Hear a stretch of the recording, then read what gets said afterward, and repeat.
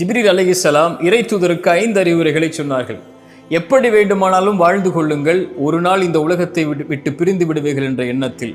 யாரை வேண்டுமானாலும் நேசித்துக் கொள்ளுங்கள், ஒரு நாள் எல்லோரும் உங்களை விட்டு பிரிந்து விடுவார்கள் என்ற எண்ணத்தில். எதை வேண்டுமானாலும் செய்து கொள்ளுங்கள், அதனுடைய கூலியை இறைவன் கொடுத்தே தருவான் என்ற எண்ணத்தில்.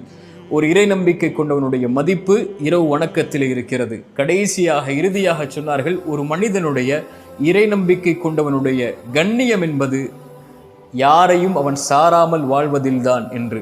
மிக முக்கியமானது அது. இந்த உலகத்திலே யார் நமக்கு முக்கியத்துவம் தரவில்லையோ அவர்களுக்கு ஒருபோதும் முக்கியத்துவம் தராதீர்கள். யார் உங்களுடைய வார்த்தைகளுக்கு செவிமடுக்கவில்லையோ அவர்களிடத்திலே ஒருபோதும் உங்களுடைய வார்த்தைகளின் நேரத்தை கொடுக்காதீர்கள். உங்களை விட்டு யார் பிரிந்தார்களோ அவர்களுக்காக ஒருபோதும் அழாதீர்கள். இதயம் உங்களுக்காகத்தான் துடிக்கிறது, பார்வை உங்களுக்காகத்தான் விழிக்கிறது.